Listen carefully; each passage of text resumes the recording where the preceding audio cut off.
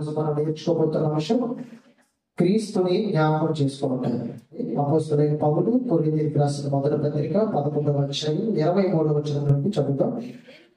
నేను నీకు అప్పగించిన దానిని ప్రభువు వలన పొందితిని. ప్రభువైన యేసు తాను అప్పగింపబడిన రాత్రి ఒక రొట్టెని ఎత్తుకొని కృతజ్ఞతాస్తుతులు చెల్లించి దాన్ని విరిచి, ఇది నీ కొరకైన నా శరీరము, నన్ను జ్ఞాపకం చేసుకున్నట్టుగా దీనిని చేయుడని చెప్పాను. ఆ ప్రకారమే భోజనమైన పిమ్మట ఆయన పాత్ర ఎత్తుకొని, ఈ పాత్ర నా రక్తం వలన కొత్త నిబంధన, మీరు దీనిలోనిది తప్పకున్నప్పుడల్లా నన్ను జ్ఞాపకం చేసుకున్నట్టుగా దీనిని చేయుడని చెప్పాను. యేసుక్రీస్తు ప్రభువారు 2000 సంవత్సరాల క్రిందట ఈ భూమి మీదకి వచ్చి చీకటిలోనూ మరణ స్థాయిలోనూ ఉన్నటువంటి అనేక మందిని జీవపు వెలుగులోకి నడిపించి, అనేక మందిని స్వస్థపరిచి, అనేక మంది జీవితాలను బాగు చేసి, అనేక మంది చీకటిలో ఉన్నటువంటి వారిని వెలుగులోకి ప్రభు యేసుక్రీస్తు నడిపించాడు. ఆయన చెప్పినటువంటి మాటలు ఎంతో మంది జీవితాలని మార్చాయి. ఆయన మాటలు ఎంతో మందిని బాగు చేశాయి. ఆయన మాటలు ఎంతో మందిని స్వస్థపరిచాయి. కాబట్టి ఈ భూమి మీద పరిశుద్ధమైన జీవితాన్ని, ఈ భూమి మీద ఎవరు జీవించలేనటువంటి ఒక గొప్ప జీవితాన్ని ప్రభు యేసుక్రీస్తు జీవించి చూపించారు. ఈ భూమి మీద మనుషులందరికీ మాదిరి మార్గదర్శి ఎవరంటే ప్రభు యేసుక్రీస్తు. అంటే పరిశుద్ధత అంటే ఎలా ఉంటుందా అని మనుషులు ఎవరిని చూసి నేర్చుకోవాలంటే యేసుక్రీస్తుని చూసి నేర్చుకోవాలంటే, అంతటి ఉన్నతమైనటువంటి, అంతటి గొప్పదైనటువంటి, అంతటి పవిత్రమైనటువంటి, అంతటి పరిశుద్ధమైనటువంటి జీవితాన్ని మన ప్రభు అయిన యేసుక్రీస్తు ఈ భూమి మీద 33 సంవత్సరాలు జీవించి చూపించాడు. ఎందుకంటే ఆయన గురించి అపోస్తలుడైన పౌలు ఏం చెప్పాడంటే హెబ్రీయులకు రాసిన పత్రికలో, ఆయన నిష్కల్మషుడు, నిర్దోషి, పాపంలో చేరక ప్రత్యేకంగా ఉన్నటువంటి వాడైనటువంటి వాడు చెప్పాడు. అంటే యేసుక్రీస్తు ప్రభువారు మరి సువార్తను ప్రకటిస్తూ, జనుల మధ్య సంచారం చేస్తూ, వాక్యాన్ని బోధిస్తూ, అనేకమైనటువంటి ఉపమానాల ద్వారా ప్రజలకు వాక్యాన్ని అర్థమయ్యేటువంటి రీతిలో వాక్యాన్ని బోధించాడు. అనేక మంది జీవితాలను మార్చాడండి. అంత మాత్రమే కాదు కానీ ఆయన జీవితం అనేకులకు ఒక మాదిరి. అంటే పరిశుద్ధంగా జీవించాలంటే యేసుక్రీస్తుని చూసి జీవించాలి, పవిత్రంగా జీవించాలంటే యేసుక్రీస్తుని చూసి జీవించాలి, నిర్దోషంగా జీవించాలంటే యేసుక్రీస్తుని చూసి జీవించాలి, నిష్కల్మషుడిగా జీవించాలంటే యేసుక్రీస్తుని చూసి జీవించాలి. అటువంటి ఉన్నతమైన జీవితాన్ని యేసుక్రీస్తు జీవించి చూపించాలంటే, అందుకే అపోస్తలుడైన పౌలు కూడా ఒక మాట చెప్పాడు. అదే కొరింథీయులకు రాసిన పత్రిక 11వ అధ్యాయం మొదటి వచనాన్ని మనం చదివినట్లయితే, నేను క్రీస్తును పోలి నడుచుకున్న ప్రకారము మీరు నన్ను పోలి నడుచుకోండి. ఏంటి ఈ మాట చెప్పాలంటే చాలా గట్స్ కావాలి, చాలా గుండె ధైర్యం కావాలి. పౌలు ఏమంటున్నాడంటే, నేను సరాసరి ఎవరిని పోలి నడుచుకున్నానని చెప్పాడంటే క్రీస్తును పోలి నడుచుకున్నాను అని చెప్పాడంటే. నేను ఎవరైనా ఈ మాట అంత ఊపిరిగా చెప్పడం, యేసుక్రీస్తు తన మాటలో కానివ్వండి, ఆలోచనలో కానివ్వండి, తలంపులో కానివ్వండి, క్రియల్లో కానివ్వండి, ఆయన నడవడికలో కానివ్వండి, ఆయన ప్రవర్తనలో కానివ్వండి, ఏ రోజు కూడా ఎటువంటి పాపము చేయనటువంటి ఏకైక వ్యక్తి ప్రభువైన యేసుక్రీస్తు. పౌలు సౌలుగా ఉన్నప్పుడు బోలెడైన అపరాధాలు చేసి ఉండొచ్చు, బోలెడైన దోషాలు చేసి ఉండొచ్చు, బోలెడైన పాపాలు చేసి ఉండొచ్చు, క్రీస్తుకు విరోధంగా అనేక మందిని అపరాధించవచ్చు, క్రీస్తుకు విరోధంగా అనేక మందిని చెరలోకి పెట్టి ఉండొచ్చు, క్రీస్తుకు విరోధంగా జీవించి అనేక మందిని కుటుంబొచ్చు సువార్త నిమిత్తమై. కానీ ప్రభు అతనితో దర్శనంలో మాట్లాడినప్పుడు, ప్రభు అతని పేరు పెట్టి పిలుచుకున్నప్పుడు, ప్రభు అతన్ని సువార్త నిమిత్తం ఏర్పాటు చేసుకున్నప్పుడు, అతను పౌలుగా మార్చబడినప్పుడు ఎలా జీవించడం మొదలు పెట్టాడనంటే క్రీస్తును కోరి జీవించడం మొదలు పెట్టాడు. అంటే యేసుక్రీస్తులాగే నేను బ్రతకాలి, యేసుక్రీస్తులాగే నేనే జీవించాలి, యేసుక్రీస్తులాగే నేను ఉండాలి, ఆయనలాగే నా మాటలు కూడా ఉండాలి, ఆయనలాగే నా ఆలోచన కూడా ఉండాలి, ఆయన లాంటి మనస్సే నాకు ఉండాలి, ఆయన లాంటి తలంపులే నాకు ఉండాలి, ఆయన లాంటి ఉద్దేశాలే నాకు ఉండాలి, ఆయన లాంటి పనే నేను కూడా చేయాలి, ఆయనలాగే పరిశుద్ధంగా నేను కూడా బ్రతకాలి అని ప్రతికాడు పౌలు కూడా ప్రతికాడు అందుకే డైరెక్ట్ గా మాట ఏం చెప్తాడనంటే, నేను క్రీస్తును పోలి నడుచుకోవచ్చున్న ప్రకారము మీరు నన్ను పోలి నడుచుకోండి అని డైరెక్టర్ కొద్ది సహాయం చెప్పాడు. అంటే ఎంత దేవుని కొరకు తన జీవితాన్ని సమర్పించుకున్నాడో మనం అర్థం చేసుకోవాలి. ఎంత దేవుని కొరకు తన పరిశుద్ధమైనటువంటి జీవితాన్ని గడపడానికి పౌలు జీవించాడు, పరిశుద్ధమైన జీవితాన్ని గడపడం మనం అర్థం చేసుకోవాలి. కాబట్టి పరిశుద్ధాత్మ ప్రేరేపణతో రాయబడుతున్నటువంటి మాటల్లో ప్రభు యేసుక్రీస్తు నిష్కల్మషుడిగా, నిర్దోషిగా, పవిత్రమైనటువంటి వ్యక్తిగా, పాపంలో చేరకుండా ప్రత్యేకంగా ఉన్నటువంటి వ్యక్తిగా ఈ భూమి మీద జీవించి చూపించాడు. ఆయన శిలువ మరణానికి వెళ్లే ముందు మరి ఒక ప్రాముఖ్యమైనటువంటి మాట చెప్పాడు. ఏంట మాటలంటే అపోస్తలుడైన పౌలు కొరింథీయులకు రాసిన మొదటి పత్రిక 11:23 మనం చూసినట్లయితే, నేను మీకు అప్పగించిన దాన్ని ప్రభువు వలన పొందితిని. ప్రభు యేసు తాను అప్పగింపబడిన రాత్రి ఒక రొట్టెని ఎత్తుకొని కృతజ్ఞతాస్తుతులు చెల్లించి దాన్ని విరిచి, ఇది నీ కొరకైన నా శరీరము, నన్ను జ్ఞాపకము చేసుకోవడానికై దీనిని చేయుడు అని చెప్పారు. యేసుక్రీస్తు ప్రభువట తాను అప్పగింపబడేటువంటి శిలువ మరణానికి లేదా శాస్త్రులకి, పరిసయ్యులకి, ప్రధాన యాజకులకి అప్పగింపబడేటువంటి రాత్రి ఒక సంఘటన జరిగిందండి. ఏంటి ఆ సంఘటన అంటే, ఇస్కరియోతు యోధ చాలా మంది మనుషుల్ని, సైనికుల్ని వెంట పెట్టుకొని వచ్చి యేసుక్రీస్తుని పట్టుకొని బంధించి ఇదిగో ప్రధాన యాజకుడిగా ఆయన అప్పగించేశాడు. 30 వెండి నాణాలకి ప్రభువు చేసుకున్నాడు, అర్పిస్తున్నాడు, ఆయన అప్పగించాడు. అప్పుడు ఆ రాత్రి ఆయన ఇస్కరియోతు యోధ చేత అప్పగింపబడినటువంటి రాత్రి ప్రభువు తన శిష్యుల ముందు ఒక కార్యాన్ని జరిగించారు. ఒక రకమైనటువంటి కార్యక్రమాన్ని అక్కడ ప్రభు జరిగించారు. ఏంటి ఆ కార్యక్రమం అంటే, ఆయన ఏం చేశారో చూడండి. 23 నేను మీకు అప్పగించిన దాన్ని ప్రభు వల్ల పొందితిని. ప్రభు అయిన యేసు తన అప్పగింపబడిన రాత్రి ఒక రొట్టెని ఎత్తుకొని అనే మాట మీరు జాగ్రత్తగా చూడాలి. ఏం చేశారట, ఆయన అప్పగింపబడే రాత్రి ఏం చేశారట, ఒక రొట్టెను ఎత్తుకొని, అంటే శిష్యులందరి ముందు కూడా ఒక రొట్టెను అందరూ చూస్తున్నారు, ఒక రొట్టెను ఎత్తుకున్నారు, ఒక రొట్టెను ఎత్తుకున్నారు. అందరూ చూస్తున్నారు, శిష్యులందరూ కూడా చూస్తున్నారు. ఏంటి ప్రభు రొట్టె ఎత్తుకొని ఏం చెప్పబోతున్నారు, అసలు రొట్టె ఎందుకు ఎత్తుకోవాల్సి వచ్చింది అని ఒక రొట్టెను ఆయన ఇలా 2 చేతితో పట్టుకొని ఏం చేశారంటే చూడండి, అక్కడ కృతజ్ఞతాస్తుతులు చెల్లించి అనే మాటలు చూడండి. కృతజ్ఞతాస్తుతులు చెల్లించి అంటే మనం దేవునికి ఏం చేయాలంటే, మీరు మాట చేత గాని క్రియ చేత గాని మీరు ఏమి చేసినను ప్రభు అయిన యేసుక్రీస్తు ద్వారా తండ్రికి ఏం చెప్పాలని పౌలు కొలస్సీ పత్రికలో రాసినాడంటే, కృతజ్ఞతాస్తుతులు చెప్పాలి. అంటే యేసుక్రీస్తు ఒక రొట్టెని ఎత్తి పట్టుకొని ఆ రొట్టెను బట్టి ఆ రొట్టె మీద ఆ రొట్టెను బట్టి ఆయన ఏం చేశాడనంటే, శిష్యులందరూ చూస్తుండగానే తండ్రి అయిన దేవుడికి కృతజ్ఞతాస్తుతులు చెల్లించాడు. మనము భోజనం చేస్తున్నాం, మనం ప్రార్థన చేస్తాం, మనం ప్రార్థన చేస్తూ ఏం చేయాలంటే దేవుడికి కృతజ్ఞతాస్తుతులు చెల్లించాలి. అంటే ప్రభువా లేదా తండ్రి, ఈ ఆహారాన్ని అనేకులకు లేని ఆహారాన్ని నాకు అనుగ్రహించావు. ఈరోజు ఈ ఆహారం లేక చాలా మంది ఆకలితో అలమటించేటువంటి పరిస్థితిలో ఉన్నారు.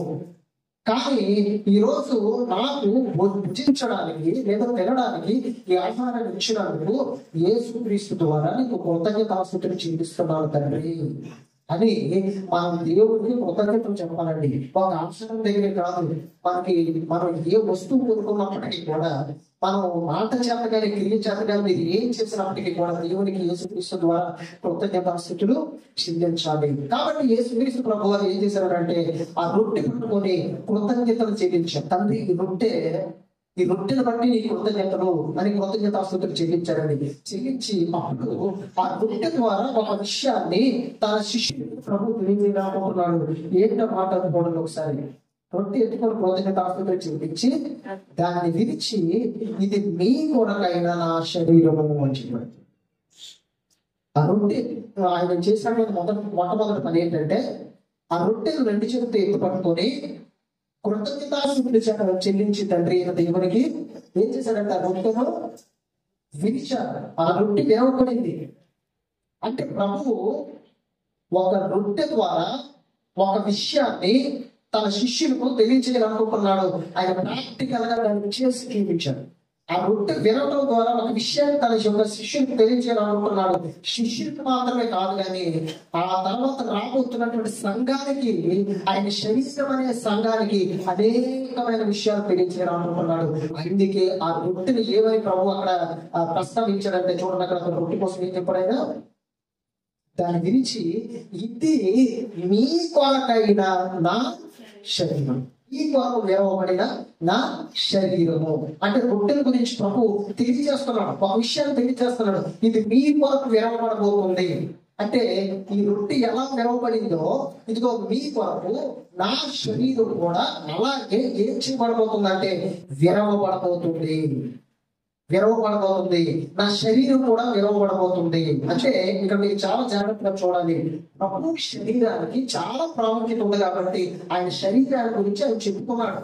మనలాగే ఆయన కూడా దేవుడు దేహాన్ని ఇచ్చాడు, శరీరాన్ని ఇచ్చాడు. ఆ శరీరం మనలాగే మానవ దేహం ఆయన కూడా ఇవ్వబడింది. అయితే ఆ శరీరాన్ని గురించి ఆయన ఒక మాట చెప్తున్నాడు. ఇదిగో ఈ రొట్టె ఎలా విరవబడిందో, ఇది మీ కొరకే విరవబడిన నా శరీరం. నా శరీరం మీ కొరకు విరవబడుతుంది. ఈ శరీరం నన్ను జ్ఞాపకము చేసుకుంటే దీన్ని చేయుడని చెప్పాను. ఎంతకి ఆ రొట్టె ఎందుకు ఎత్తు పట్టుకున్నాడు ఆయన, ఆ రొట్టెని ఎందుకు విరిచాడు ఆయన, ఇది నా శరీరం అని ఎందుకు చెప్పాడంటే, ఇదిగోండి ఇప్పుడు చెప్తున్నాడండి, ఇదంతా ఎందుకు మీకు చూపించానంటే, ఇది నా శరీరం అని ఎందుకు చెప్పానంటే, దీనిని మీరేం చేయాలి, చెయ్యాలి మీరు చెయ్యాలి. నేను ఎలాగైతే చేశానో, నేను ఎలాగైతే రొట్టె విరిచానో, మీరు కూడా రొట్టె విరవాలి. ఈ రొట్టె విరిచేటప్పుడు ఇది ఏంటని మీరు జ్ఞాపకం చేసుకోవాలి, నా శరీరం అని జ్ఞాపకం చేసుకోవాలి.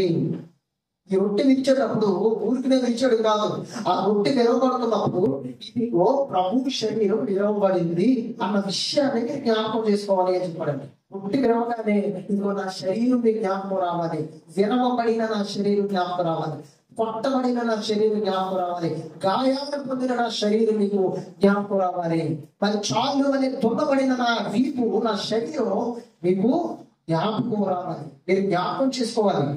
చూడండి, తన శరీరాన్ని గురించి అంత వివరణ చెప్పాడు. అంటే శరీరానికి చాలా ప్రాముఖ్యత ఉంది. ఆ శరీరం పరిశుద్ధంగా బ్రతికినటువంటి శరీరం, ఆ శరీరం నిష్కామషంగా బ్రతికినటువంటి శరీరం అది, ఆ శరీరం పవిత్రంగా ఉన్నటువంటి శరీరం అది, ఆ శరీరం పాపం లేనటువంటి శరీరంగా అక్కడ మనకు కనిపిస్తూ ఉండాలి. ఇదిగో నా శరీరం, ఇది నా శరీరం, దీన్ని మీరు చెయ్యాలి. ఇలా మీరు చేస్తున్నప్పుడు మీరు ఏం జ్ఞాపకం చేసుకోవాలంటే, ఇది ప్రభు శరీరం. మనం వినిస్తున్నామంటే అర్థం ఏంటంటే, ఇదిగో ఎలా ప్రభు శరీరం విరవబడింది. ఎవరి కోసం, ఎందుకోసం, దేని గురించి, ఎందుకు ప్రభు శరీరం విరవబడింది అంటే, భూమి మీద ఉన్న ప్రతి ఒక్క మనిషి కొరకు ఆ శరీరం విరవబడింది. భూమి మీద ఉన్న ప్రతి మనిషి కొరకు ప్రభు శరీరం కొట్టబడింది. భూమి మీద ఉన్న ప్రతి మనిషి కొరకు ప్రభు శరీరం మరి ఎంతగానో గాయపరచబడింది.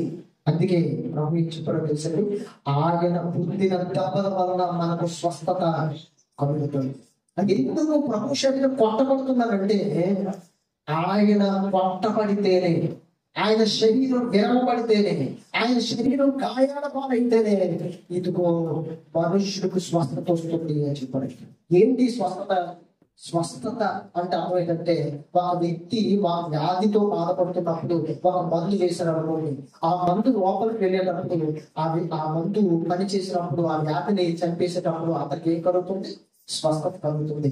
ఇప్పుడు ప్రభువు కూడా ఏం చెప్పారంటే, ఆయన పొందిన దెబ్బల వల్ల మనకు స్వస్థత కలిగింది అని యెషయా గ్రంథంలో మనకి రాయించింది, ఆయన పేతురు పత్రికలో రాయించింది. అంటే స్వస్థత అంటే అర్థం ఏంటంటే, ఒక మనిషి ఆదాము నుండి ప్రభు వచ్చినంత వరకు కూడా మనిషి వ్యాధితో బాధపడుతున్నాడు. మనిషి దేంతో బాధపడుతున్నాడండి? వ్యాధి. ఆ వ్యాధి ఏంటంటే శరీర సంబంధమైన వ్యాధి కాదు అది.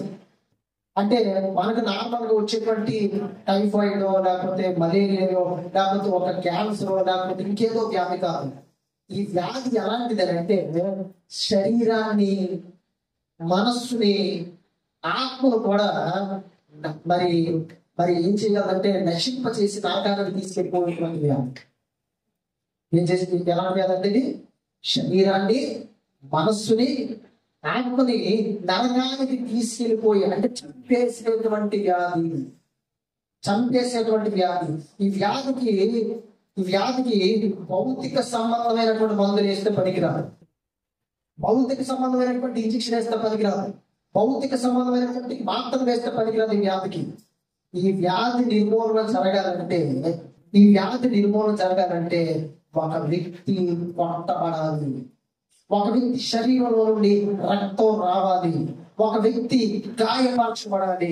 ఒక వ్యక్తి నలగొట్టబడాలి. ఒక వ్యక్తి యొక్క శరీరం విరవబడాలి. అప్పుడే మనిషికి ఏం కలుగుతుందంటే ఆయన పుట్టిన దెబ్బల వలన మనుషుడికి స్వస్థత కలుగుతుంది. దేని నుండి స్వస్థత కలుగుతుందంటే ఆ వ్యాధి పేరే పాపం. వ్యాధి పేరు ఏంటండి? పాపానికి విరుగుడు. పాపం అనే వ్యాధి నుండి స్వస్థత యేసుక్రీస్తు పొందిన గర్భంలో ఉంది. యేసుక్రీస్తు కార్చిన రక్తంలో ఉంది. ఆయన శరీరం అందుకేనండి. ఎందుకు ఆయన జ్ఞాపకం చేసుకోమంటాడంటే ఇది నా శరీరం, మీరు చేసేటప్పుడల్లా కూడా నన్ను జ్ఞాపకం చేసుకోండి అని పర్టికులర్గా చెప్పాడండి. మీరు జాగ్రత్తగా చూడాలి. మనం రొట్టె విరిస్తాం కృతజ్ఞతాస్తుతులు చెల్లించి. ఆ రొట్టె ముక్కలుగా చేయబడి ప్రతి ఒక్కరికి కూడా ఇవ్వబడుతుంది. ఆ రొట్టె మీ చేతికి ఇవ్వబడినప్పుడు మీకు వెంటనే రొట్టె చూడగానే ఏం జ్ఞాపకం రావాలి అని అంటే నా కొరకై విరవబడిన ప్రభువు యొక్క శరీరం అని జ్ఞాపకం. నా అపరాధము నిమిత్తమైన, దోషము నిమిత్తమై విరవబడిన క్రీస్తు శరీరం అని జ్ఞాపకం. మరి పాపం అనే వ్యాధితో బాధపడుతున్న నాకు ఇదిగో ఈ శరీరం కొట్టబడటం ద్వారా, ఈ శరీరం విరవబడటం ద్వారా పాపం అనే వ్యాధి నుండి ప్రభువు నాకు ఏం కలుగు చేశాడంటే స్వస్థత కలుగు చేశాడు అనే విషయం నీ జ్ఞాపకం. అలాగే చివరగా ఆ శరీరాన్ని చూసేటప్పుడు ఈ శరీరం పాపము లేని శరీరం, ఈ శరీరం పరిశుద్ధమైనటువంటి శరీరం, నిష్కల్మషమైనటువంటి శరీరంగా ఈ శరీరం ఉంది అని జ్ఞాపకం. ఈ భూమి మీద ప్రతి ఒక్కరికి దేహం ఇవ్వబడింది. పురుషుడికైనా స్త్రీకైనా. ఆదాముకు దేహం ఇవ్వబడింది, హవ్వకు దేహం ఇవ్వబడింది, శరీరాలు ఇవ్వబడ్డాయి వాళ్ళకి. ఆ తర్వాత మనుషులందరికీ కూడా శరీరాలు ఇవ్వబడ్డాయి. అలాగే క్రీస్తుకు కూడా శరీరం ఇవ్వబడింది. కానీ ఆయన శరీరం ఎలాంటిదేనంటే పాపము లేని శరీరం. పాపపు శరీర ఆకృతిలో ప్రభు తండ్రి దేవుడు పంపించాడు. కానీ ఆయన శరీరం ఎలా ఉంది భూమి మీద? పాపము లేని శరీరం. కాబట్టి వెంటనే నీకు ఏం జ్ఞాపకం రావాలంటే నేను ఈ రోజు ఈ శరీరం భుజించడం ద్వారా, ప్రభు శరీరాన్ని తినడం ద్వారా ఇదిగో నా పాపములన్నింటినీ కూడా ప్రభువు ఒక జనాన్ని విశ్లేషణ బాప్తిస్మలో. ప్రభు యొక్క శరీరానికి అంత విశిష్టత ఉంది. ప్రభు యొక్క శరీరానికి అంత గొప్పగా ఉంది. ఆ విషయం ప్రభు శరీరం చూడగానే మనం జ్ఞాపకం. ప్రభు శరీరం మనకి ఇవ్వగానే జ్ఞాపకం రావాలి. ప్రభు శరీరం మన చేతిలో ఉండగానే జ్ఞాపకం. ప్రభు 2000 సంవత్సరాల కిందట నా అపరాధముల నిమిత్తం, నా దోషముల నిమిత్తం నా కొరకు శిలువలో కొట్టబడి, నా కొరకు కొరడాలతో కొట్టబడి, నా కొరకు అరచేతులతో కొట్టబడి ఆయన శరీరం మీద పొందిన దెబ్బల వలన పాపం అనే రోగం నుండి నాకు ఏం కలిగిందంటే స్వస్థత కలిగింది అన్న విషయాలు జ్ఞాపకం. మరి ఎందుకు ఆ రొట్టె విరుస్తున్నాం, ఎందుకు ద్రాక్షరసాలు మనం తాగుతున్నామంటే ప్రభువుని జ్ఞాపకం చేసుకోవడానికి. అంటే శరీరాన్ని లోతుగా మనం అర్థం చేసుకోవాలండి. ఆ రోజు 2000 సంవత్సరాల కింద ప్రభు కొట్టబడితే, ప్రభు గాయాల పాలైతే, ప్రభు వీపు చాలు మీద దున్నబడితే, ఆయన శరీరంలో వచ్చినటువంటి రక్తం ద్వారా, ఆయన శరీరం విరవబడటం ద్వారా ఈ రోజు ఏమి ఏర్పడిందంటే ఆయన శరీరం అనే సంఘం. శిరస్సు క్రీస్తు, శరీరమేమో సంఘం. ఆ రోజు ప్రభు శరీరం కొట్టబడబట్టే ఈ రోజు క్రీస్తు సంఘం ఏమంటుంది. ఆ రోజు ప్రభు శరీరం గాయాల పాలైంది కాబట్టి ఈ రోజు క్రీస్తు శరీరం అనే సంఘం ఏర్పరచబడింది, నిర్మించబడింది. కాబట్టి ఆయన శరీరం మన జ్ఞాపకం, ఆయన శరీరాన్ని మన చేతికి ఇవ్వగానే జ్ఞాపకం రావాలి. ప్రభువు మన జ్ఞాపకం రావాలి. ప్రభువు నీ జీవితంలో చేసినటువంటి ఆ గొప్ప కార్యం అనేటువంటిది నీ యొక్క మనసులోకి, నీ మధ్యలోనికి వచ్చి నీకు ప్రభువు చేసిన కార్య జ్ఞాపకం రావాలి. ఎవరైనా ఒక వ్యక్తి మేలు చేశాడు అనుకో, ఈ బదులు చనిపోయాడు అనుకోండి, అప్పుడు ఆ వ్యక్తి ఫోటో చూసిన ప్రతిసారి, లేదా ఆ వ్యక్తి యొక్క చనిపోయిన రోజులో ప్రతిసారి, ఈ రోజు నేను ప్రతిపన్నానంటే నా కోసం ఈ వ్యక్తి ఏమైపోయాడు, చనిపోయాడు. ఈ రోజు నేను సజీవుడిగా ఉన్నానంటే నా కోసం ఈ వ్యక్తి చనిపోయాడు అని కృతజ్ఞతాభావం ఏమనుకున్నాను. అలాగే ప్రభువైన యేసుక్రీస్తు 2000 సంవత్సరాల క్రిందట మనుషులు అందరి కొరకు కూడా ఒక్కసారి సిలువలో ఆయన ఏం చేశాడు, మరణించాడు. ఎందుకు ఆయన శరీరాన్ని గట్టిగా రొట్టెతో పూడ్చాడంటే, ఒక రొట్టె చేయబడాలంటే ఎలా చేయబడాలి తెలుసంటే, గోధుమలు దంచబడి లేదా గోధుమలు మిగిలిలోకి వెళ్ళి బాగా నలిగిపోయి పిండిగా మారిపోయి ఆ పిండిని మళ్ళీ బాగా పిసికి దాని నీటితో నూనెతో మరి బాగా చేసి ఒక రకమైనటువంటి ఆకృతి కలిగినటువంటి దానిగా చేసి దాన్ని బాగా మామి పెదం మీద దాల్చితే అది రొట్టెగా మార్చబడుతుంది. యేసుక్రీస్తు శరీరం నీ కొరకు కొట్టబడి, నీ కొరకు చాలు వలె దున్నబడి, నీ కొరకు దెబ్బలు తిని ఆయన ఏం చేశాడంటే తన శరీరం నీకు ఇచ్చాడు. ఎందుకంటే ఆయన శరీరం దెబ్బని పాపం అనే నీ లోకంలో ఏం చేశాయి, విడుదల చేశాయి. జ్ఞాపకం చేసుకోవాలండి ప్రభువుని. అంటే జ్ఞాపకం చేసుకోవాలంటే ఏదో సింపుల్ గా జ్ఞాపకం చేసుకుని వదిలేదాన్ని కాదు. ఆయన శరీరం ఇవ్వగానే నీకు ఒక రకమైనటువంటి కృతజ్ఞత భావంలో గురించడానికి, కృతజ్ఞత భావం. నా ప్రభు శరీరం నా ప్రభు ఇవ్వబడింది, నా ప్రభు శరీరం నా కొరకు కొట్టబడింది, నా ప్రభు శరీరం నా కొరకు కొట్టబడబట్టే ఈ రోజు పాపం అనే రోగం నుండి నాకు స్వస్థత కలిగింది. కింద చదువుతుంది. ఆ ప్రకారమే భోజనమైన పిమ్మట ఆ పాత్రను ఎత్తుకొని, ఈ పాత్ర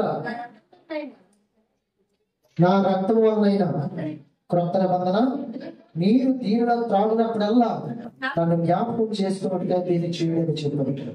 మొదటేమో రొట్టె గురించి చెబుతూ, తన శరీరం గురించి చెబుతూ, రెండవసారి కూడా ఆయన ఏం చెప్తాడంటే ఒక పాత్ర ఎన్నుకొని, ఈ పాత్ర నా రక్తం వలన క్రొత్త నిబంధన. దేవుడు అబ్రహాముతో నిబంధన చేసినట్టు, ఇస్సాకుతో నిబంధన చేసినట్టు, యాకోబుతో నిబంధన చేసినట్టు, తన ప్రజలతో నిబంధన చేసినట్టు, ఈ నిబంధనలన్నీ కూడా దేనితో చేయబడ్డాయంటే గొర్రె రక్తంతో కానివ్వండి, మేకల యొక్క రక్తంతో కానివ్వండి, ఆ నిబంధన చేయబడింది. పాత నిబంధన. క్రొత్త నిబంధన అనగా దేవుడు క్రొత్తగా ఒక నిబంధన ఇచ్చాడు, క్రొత్తగా ఒక నిబంధన చేశాడు ప్రజలందరితో. క్రొత్తగా వచ్చినటువంటి నిబంధన ఏంటంటే మనుషుడు అందరికి వరకు ఆ నిబంధన చేశాడు. ఇప్పుడు ఒక నిబంధన చేయాలంటే ఒక గొర్రెనో, మేకనో, లేదా ఒక పావురాన్నో, ఒక దూడనో వధించి దాని రక్తం ద్వారా నిబంధన జరిగేది పాత్ర పనులు. ఇప్పుడు కూడా దేవుడు నిబంధన చేయాలనుకున్నాడు, నిబంధన చేశాడు. కానీ సరే గొర్రెను ఉపయోగించలేదు ఆయన, మేకను ఉపయోగించలేదు ఆయన, పావురాలను ఉపయోగించలేదు ఆయన, ఎటువంటి జంతువులు కానీ పక్షులు కానీ ఉపయోగించలేదు. మరి ఎవరు ఉపయోగించాడంటే తన సొంత కుమారుడైన యేసుక్రీస్తుని నిబంధనకి ఉపయోగించాడు. తన సొంత కుమారుడైన యేసుక్రీస్తునే నిబంధన కొరకు ఒక బలిగా ఆయన వధించాడు. నిబంధన కొరకు బలిగా ఏర్పాటు చేసుకున్నాడు. నిబంధన కొరకు బలిగా ప్రభువైన యేసుక్రీస్తు నియమించబడ్డాడు. అంటే యేసుక్రీస్తు మరణిస్తేనే, యేసుక్రీస్తు శరీరంలో రక్తం వస్తేనే నిబంధన చేయబడుతుంది, మనుషులందరితో నిబంధన చేయబడుతుంది. అందుకే నేను యేసుక్రీస్తు ప్రభువు ఏం చేశారో తెలుసా, రొట్టె గురించి ఒకటి చెబుతూ, అది తన శరీరం అని చెబుతూ పాత్రను ఎత్తుకొని, ఆ పాత్రలో ద్రాక్షరసం నిండి ఉన్నటువంటి పాత్ర అది, ఆ పాత్ర ఎత్తుకొని ఏం చెప్పాడంటే ఆయన మనం చూసినట్లయితే ఆ ప్రకారమే భోజనమైన పిమ్మట ఆయన పాత్రను ఎత్తుకొని, ఈ పాత్ర నా రక్తం వలన క్రొత్త నిబంధన. ఇది ఒక క్రొత్త నిబంధన మీకు ఇవ్వబడుతుంది. ఇప్పుడు పాత నిబంధన జంతువుల రక్తంతో చేయబడినటువంటి, పక్షుల రక్తంతో చేయబడినటువంటి పాత నిబంధన మీరు చూసారు. కానీ ఇప్పుడు ఈ నిబంధన ఏ రక్తంతో చేయబడుతుందంటే ఇదిగో నా రక్తంతోనే డైరెక్ట్ గా చేయబడుతుంది. నా రక్తంతోనే డైరెక్ట్ గా చేయబడుతుంది. మనుషులు పక్షుల కంటే ఎంతో శ్రేష్ఠుడు కనుక, క్రీస్తు ఎంతో శ్రేష్ఠుడు కనుక డైరెక్ట్ గా మనుషులందరితో నిబంధన చేయడానికి యేసుక్రీస్తునే బలిగా అర్పించాడు తండ్రి అయిన దేవుడు. అందుకేనండి యేసుక్రీస్తు ఏమంటారు తెలుసా? ఇదిగో నా రక్తం వల్ల అయిన క్రొత్త నిబంధన. యేసుక్రీస్తు నందు విశ్వాసం ఉంచిన ప్రతి ఒక్కరు, వారు మనసు పొందిన ప్రతి ఒక్కరుకి పాపం నుండి విడుదల కలుగుతుంది అని నిబంధన చేస్తుంది. యేసుక్రీస్తు రక్తం ద్వారా కడగబడిన ప్రతి ఒక్కరు నీతిమంతులుగా చేయబడతారు అనే నిబంధన చేస్తుంది. అర్థమైందండి? యేసుక్రీస్తునందు విశ్వాసం ప్రతి ఒక్కరు, ఆయన రక్తం చేత కడగబడిన ప్రతి ఒక్కరు నిత్య జీవాన్ని పొందుకుంటారు అన్న నిబంధన చేశారు. చూసారండి? అంటే యేసుక్రీస్తు రక్తం ద్వారా ఒక నిబంధన ఇవ్వబడింది మనుషులకి, ఒక నిబంధన చేసుకున్నాడు దేవుడు మనుషులకి. ఆ నిబంధన ఎలాంటిదంటే ఆయన రక్తం ద్వారా ఒక పాపి నీతిమంతుడుగా మార్చబడుతున్నాడు. ఆయన రక్తం ద్వారా ఒక పాపి దేవుడు ఉగ్రత నుండి కాపాడబడబోతున్నాడు. ఆయన రక్తం ద్వారా ఒక పాపి పరలోకానికి చేర్చబడబోతున్నాడు. అదండి నిబంధన. అది తండ్రి అయిన దేవుడు మనుషులతో చేసిన నిబంధన. అది తండ్రి అయిన దేవుడు మనుషులతో చేసిన నిబంధన.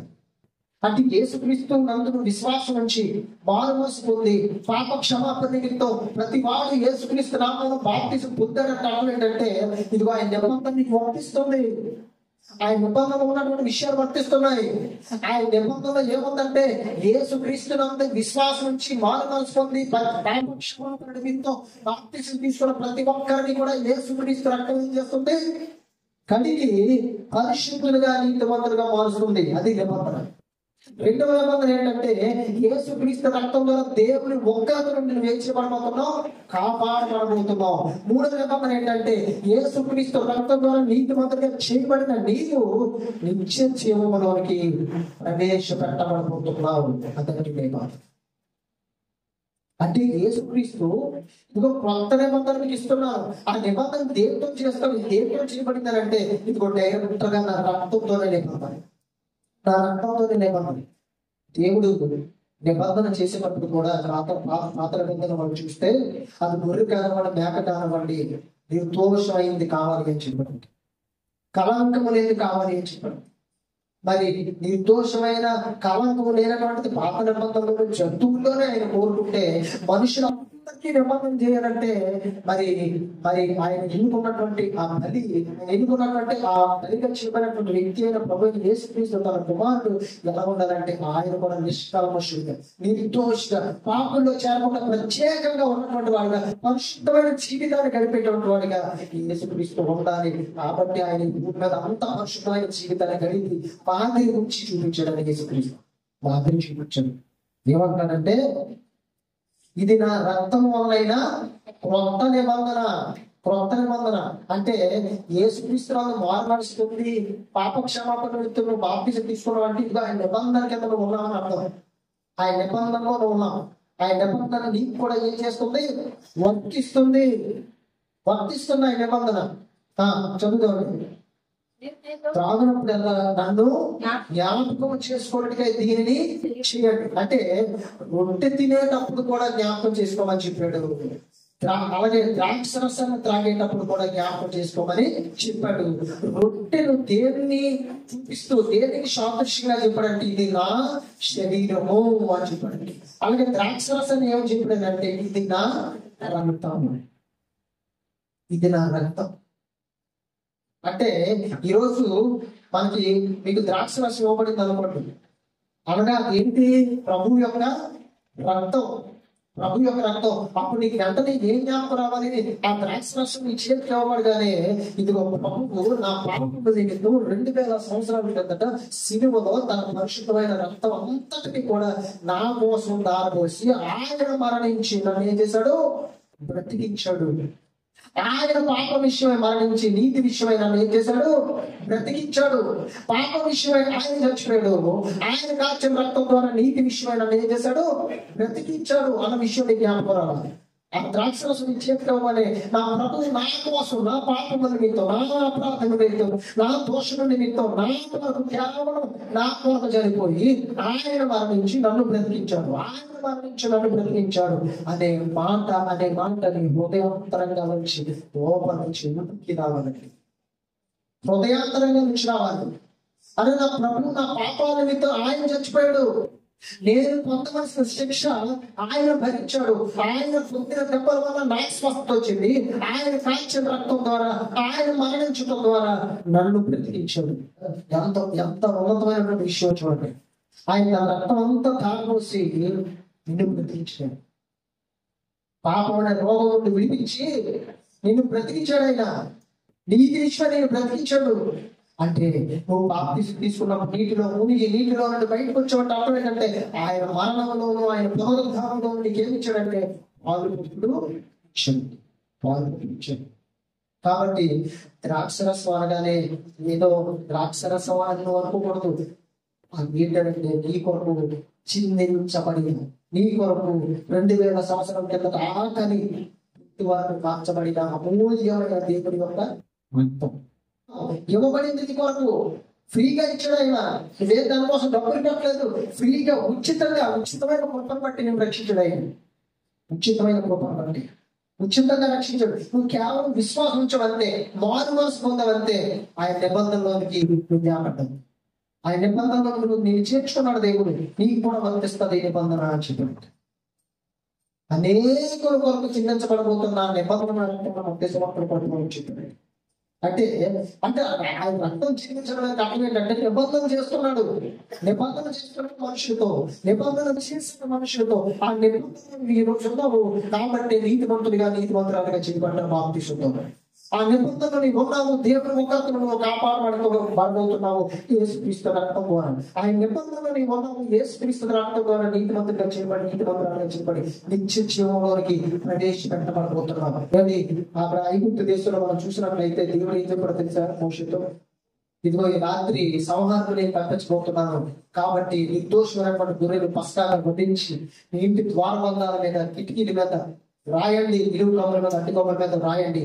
ఏ ఇంటి మీద అయితే రక్తం కనిపిస్తుందో ఇదిగో సంహారి కూడా ఇంటిని దాటి వెళ్ళిపోతాడు. అంటే ఉగ్రత నుండి కాపాడబడ్డారు ఆనాటి జనాంగం. ఈ రోజు దేవుని ఉగ్రత నుండి లేదా నరకం నుండి నిన్ను కాపాడేది ఏంటంటే యేసుక్రీస్తు, ప్రభు అయిన యేసుక్రీస్తు యొక్క రక్తం. ఆయన రక్తంలో నువ్వు కనపడితే దేవుడు చూస్తాడు నిన్ను. కనపడ్డాడు నా కుమారుడు అంటారు, ఈ వ్యక్తి మీదకి ఉగ్రత రాదు, తప్పించాడు నిన్ను, తప్పిపోయావు. ఎందుకంటే కేవలం నిన్ను ప్రేమించి నీ కొరకు తన రక్తం అంతటిని దారిపోసిన ప్రభు యేసుక్రీస్తు కేవలం ఉచితమైన కృప. ఒక మానవలసిన వ్యక్తి చనిపోయాడు అనుకోండి, ఒక్క క్షణంలో ఎక్కడికి పోతాడు తెలుసా? నరకాగ్నిలోకి, కాలుతున్న అగ్నిలోకి వెళ్ళిపోవాలండి. ఎందుకంటే క్రీస్తు రక్తం కడగలేదంటే క్రీస్తు రక్తం ఆ వ్యక్తి నీతిమంతుడిగా చిన్నలేదు, ఆ వ్యక్తి మానవలసి పొందలేదు, ఆ వ్యక్తి రక్షణ లేదు.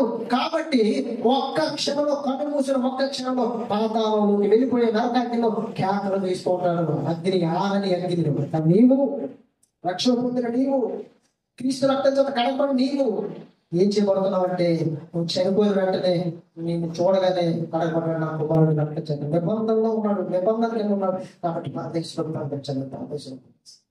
ఎంత గొప్ప విషయం అంటే భూమి మీద ఈ రోజు నువ్వు బ్రతుకున్నావు కదా నువ్వు అనుకోవచ్చు, కానీ చచ్చిపోతావు ఒక దినాన్ని. మనుషులందరినీ చచ్చిపోతాం,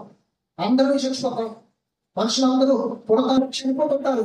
కానీ పుట్టేది ఎంత గొప్ప విషయం. నువ్వు చచ్చిపోయేటప్పుడు ఎలా చచ్చిపోయావు అన్నది అంతకంటే గొప్ప విషయం. నువ్వు రక్షణ పొంది చచ్చిపోతే, ప్రభుత్వాలు జీవించి చచ్చిపోతే అది గొప్ప విషయం. ఆ తర్వాత నీకు ఉన్నతంగా జీవితం స్టార్ట్ అవుతుంది. లేదా భూమి మీద నువ్వు ఎలా జీవించావో అలాగే నువ్వు నరకున్నప్పుడు వెళ్ళిపోతే అక్కడ యుగాలు కాలిపోతాయి.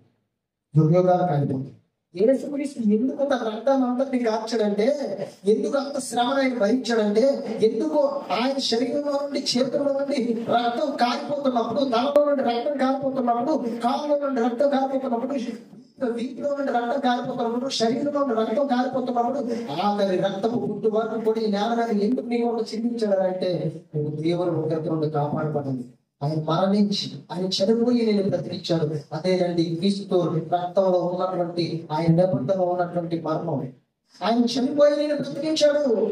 ఈ రోజు ద్రాక్షరసం చేతికి ఇవ్వబడినప్పుడు ఏం చేసినట్టు ద్రాక్షరసం చూడడం సిద్ధం లేకపోతే ఆ ప్రకారమే భోజనం ఆయన పాత్ర ఎత్తుకొని ఈ పాత్ర నా రక్తంలోనైనా క్రొత్త నిబంధన దీనిలో ఉంది, త్రాగున్నప్పుడు ఎలా జ్ఞాపకం చేసుకోండి.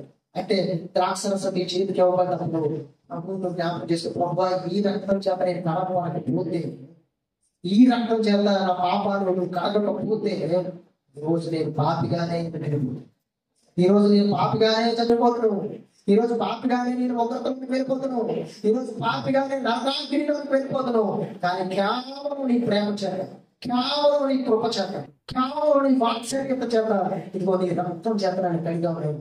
కేవలం నీ ఉంచిన విశ్వాసాన్ని బట్టి ప్రారంభించావు. మనం ఉంచిన విశ్వాసం వరకు మన ప్రభు ప్రారంభించాడు. మన కోసం ఉంచిన విశ్వాసం కోసం ప్రభు ప్రారంభించడం కోసం. కాబట్టి కేవలం మనం ఉంచిన విశ్వాసాన్ని బట్టి, పొందిన మారుమనసును బట్టి యేసుక్రీస్తు యొక్క అమూల్యమైన రక్తం నేను ఏం చేసిందంటే ప్రతి పాపం నుండి నిన్ను ఏం చేసి విడుదల కలుగజేసిందంటే అంత గొప్ప విశిష్టత. కాబట్టి క్రీస్తు రక్తాన్ని చేతికి ఇవ్వబడగానే ఈ రక్తం చేత నా ప్రతి పాపాన్ని కలిగి ఇదిగో నేను బాప్తిజం పొంది 10 సంవత్సరాలు అయి ఉండొచ్చు, నేను బాప్తిజం పొంది 15 సంవత్సరాలు అయి ఉండొచ్చు, నేను బాప్తిజం పొంది 5 సంవత్సరాలు అయి ఉండొచ్చు, నేను బాప్తిజం పొంది 20 సంవత్సరాలు అయి ఉండొచ్చు. కానీ ఏ రోజు నేను బాప్తిజం పొందానో ఆ రోజు ఇదిగోనైనా నీ అమూల్యమైన రక్తం చేత నన్ను కడిగి నన్ను పరిశుద్ధిగా పరిశుద్ధాలుగా మార్చావు కనుక, నీ శరీరంలో సంఘమైన శరీరంలో నన్ను ఉంచావు కనుక, కేవలం ఇదిగోనైనా గొప్ప చేత నన్ను రక్షించావు ఆయన. అది దేవుడికి మంచి కొత్త క్షీణించాను. ఎందుకంటే ఆ రక్తం నేను కలగకపోతే దేవుడు ఒకరికి ఏమైపోయేవాడు, ఏమైపోయేదాన్ని బలైపోయేదాన్ని. కాబట్టి ఆ రక్తం కడగకపోతే నువ్వు కను మూసిన వెంటనే నరకంలోకి వెళ్ళిపోతావు. అదే విషయం. నువ్వు కను మూసిన వెంటనే ఏ క్షణం చచ్చిపోతారో మనిషికి తెలియదు కనుక నువ్వు కను మూసిన వెంటనే నరకంలోకి వెళ్ళిపోతావు నీ ఆత్మ. యుగ యుగాలు ప్రభు వచ్చినంత బాగుంది. ఆ తర్వాత తీర్పు జరిగిన తర్వాత శరీరం ఆత్మ కలిసి నరకంలో వెళ్ళిపోయి యుగ యుగాలు బాగుంటూనే ఉంటాం. అందుకే ప్రభు చెప్పిన తండ్రి బాప్తిసం పొందిన వాళ్ళని రక్షిస్తున్నాడు, నమ్మని వారికి శిక్ష విధించాడు.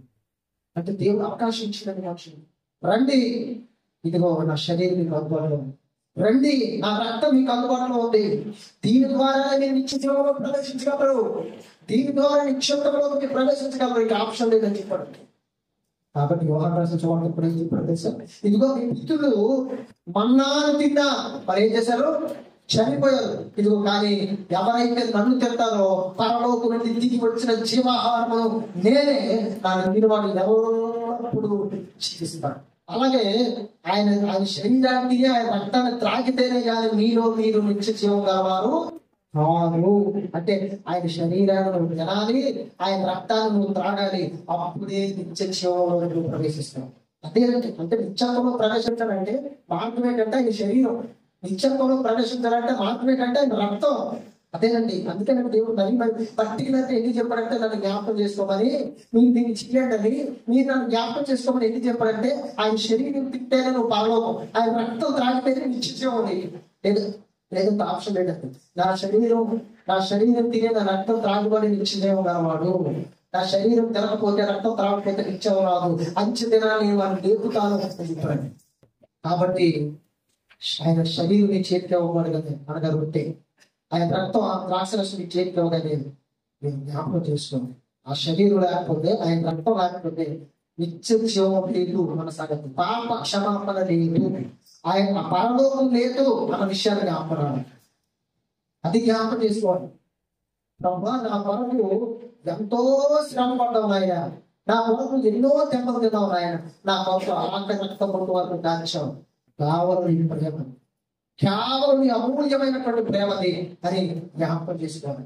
ప్రభా నన్ను నా భర్తను ఎంతగా ప్రేమించుకోయి ఉండొచ్చు, నా మహనీయులను ఎంతగా ప్రేమించకపోయి ఉండొచ్చు, నా పిల్లలు నన్ను ఎంతగా ప్రేమించుకుని ఉండొచ్చు, ఇదిగో నా అన్నదమ్ముడు అక్క చెల్లెలు ఎంతగా నన్ను ప్రేమించుకుని ఉండొచ్చు. ఎవరైనా అన్నదమ్ములు కానీ, అక్క చెల్లెలు కానీ, బంధుమిత్రులు కానీ, స్నేహితులు కానీ, కుటుంబీకులు కానీ ఉన్నారనుకున్నాను. ఒక వ్యక్తి హాస్పిటల్లో ఉన్నాడు. నేను రక్తం అంతా ఇచ్చిస్తే అంటే నువ్వు చచ్చిపోతే ఆ వ్యక్తి బ్రతుకుతాడు అన్నాడు అనుకోండి. ఎంతమంది తెచ్చు భర్త కొరకు భార్య చచ్చిపోతా, భార్య కొరకు భర్త చచ్చిపోతాడా? సార్ అవసరమైతే ఏదైనా బ్లడ్ బ్యాంక్ నుంచి తెప్పించండి సార్, డబ్బులు ఎంతైనా పక్కదండి, కానీ నువ్వు చచ్చిపోవడం పెట్టుకోడు. కాబట్టి వీసులు అందరికంటే ఉన్నతంగా నేను ప్రేమించాను. ఎందుకంటే ఆయన చచ్చిపోయి ఏం చేశాడు? బ్రతికించాడు. అదండి అది ఆయన ప్రేమ. విలువ కట్టలేని ప్రేమ అంటే అది. దేవుడు కొలతలు లేని ప్రేమ. దేవుడు లోకమును ఎంతో ప్రేమించను. తన అద్వితీయ కుమారుడుగా పుట్టిన వారి యొక్క విశ్వాసం నుంచి ప్రతి వాడు నశింపక నిత్య జీవం పొందినట్లు ఆయన ఏం చేశాడు? అనుగ్రహించాడు. తండ్రి కావాలని ప్రేమ ఉంది, కుమారుడు యేసుక్రీస్తు కావాలని ప్రేమ ఉంది. కాబట్టి ఆయన శరీరం ఇవ్వగానే నేను జ్ఞాపకం తెచ్చుకోవాలి. ఆయన రక్తం ఇచ్చి ఇవ్వగానే ఆయన కొరకు చేసినప్పుడు ఆయన విషయాలన్నింటినీ జ్ఞాపకం తెచ్చుకోవాలి. కింద మాట చూడండి. నీవి రొట్టె తిని ఈ పాత్రలు త్రాగునప్పుడల్లా ప్రభువు వచ్చే వరకు ఆయన మరణంలో ప్రచురించుడు. అంటే రూల్ మెట్స్ అంటే ఈ రొట్టె తింటే, ఈ రక్తం త్రాగితే ప్రభు వచ్చే వరకు, లేదా నువ్వు చనిపోయే వరకు ప్రభు మరణాన్ని గురించి ఏం చేయాలని చెప్పాడు? ప్రకటించాలి. అది నీ బాధ్యత. ఎందుకు? ప్రభు శరీరం గురించి ప్రకటించబడుతున్నాడు, ఆయన మరణం గురించి ప్రకటించబడుతున్నాడు. ఎందుకంటే ఆయన మరణమే అనేకులు బ్రతికిస్తారు కనుక ఆయన మరణం గురించి ప్రకటించారు. ఆయన మరణించేదే అనేకులు బ్రతికించడానికి కనుక ఆయన మరణం గురించి ప్రకటించబడుతున్నాడు. ఆయన పుట్టుకల గురించి కాదు ప్రకటించబడదు, దేని గురించి ప్రకటించబడుతున్నాడు? మరణం. ఎందుకంటే మరణం గొప్పది. క్రీస్తు మరణం గొప్పది. అన్నింటికంటే ఆయన పుట్టుక కంటే ఆయన మరణం గొప్పది. కాబట్టి ఆయన మరణం గురించి ప్రకటించబడుతున్నాడు. ఇంకో మాట చదువుదాం కింద 27 వచ్చిన. కాబట్టి ఎవడు అయోగ్యంగా ప్రభు యొక్క రొట్టె తినడం లేక ఆయన పాత్రలో త్రాగడం వాడు ప్రభు యొక్క శరీరం గురించి, రక్తం గురించి అపరాధి. ఇక్కడ కండిషన్ పెట్టారండి, మీరు చాలా జరగచ్చు. ఎవరు అయోగ్యంగా ప్రభు యొక్క శరీరాన్ని తింటారో, ఆయన రక్తాన్ని త్రాగుతారో వాడు ప్రభు శరీరాన్ని గురించి, రక్తాన్ని గురించి ఏమైపోతారంట? అపరాధి, దోషి, పాపైపోతుంది. అయోగ్యత అంటే ఏంటో మొట్టమొదటిగా తెలుసుకోండి.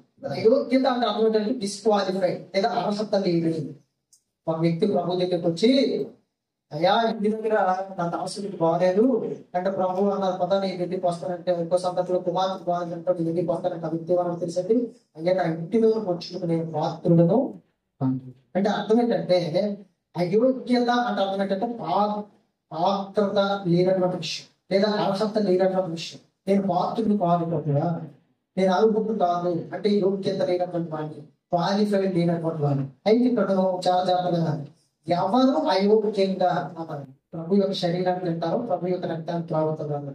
అయోగ్యత అంటే అర్థం ఏంటి అంటే నువ్వు ఉంటే దర్శనం తీసుకునే ముందు యోగ్యుడివై యోగ్యురాలవై ఉండాలి చెప్పారు.